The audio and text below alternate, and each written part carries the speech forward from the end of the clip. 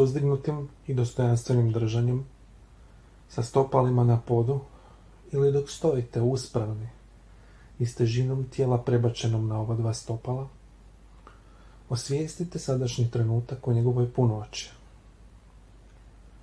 Oči možete držati otvorenim ili, ako vam to prilika omogućuje, dopustite im da se zatvore.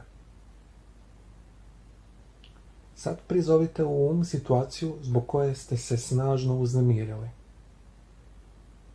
Osvijestite svoje unutarnje iskustvo i ostanite s osjećajem uznemirenosti.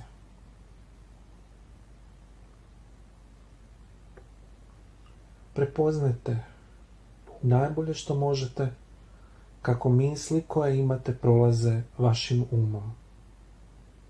Dopustite im, neka prirodno prolaze, bez suzdržavanja. Ostanite s osjećajem uznemirenosti.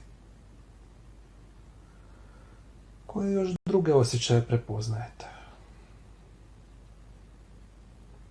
Ostanite s njima.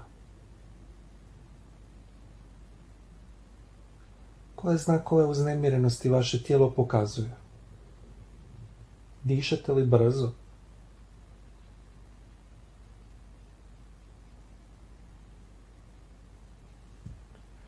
Sad fokus pozornosti stavite na svoje tabane.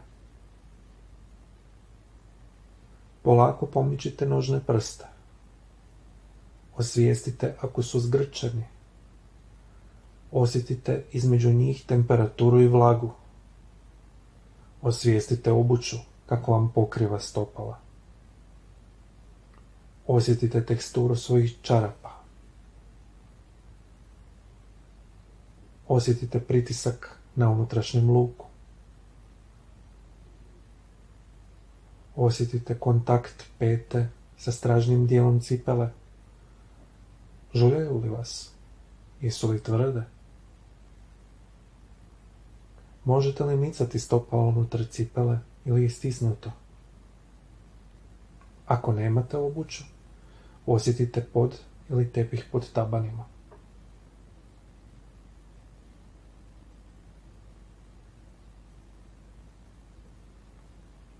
Nastavite disati prirodno, osjećajući u pozadini kako se trbušni zid širi kako uzdišete i skuplja kako izdišete. U pozadini je dah, a fokus vam je i dalje na stopalima. Usredotočite se na njih sve dok ne osjetite smirenost.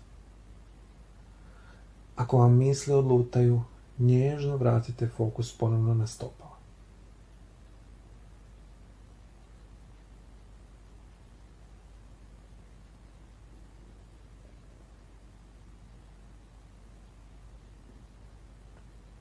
Jednom kad postanete smireni, ponovno se vraćate svome disanju. Ponovno se vraćate svome tijelu. Ponovno se vraćate sadašnjem trenutku. Zadovoljni jer ste ovladali svom uzorenošću.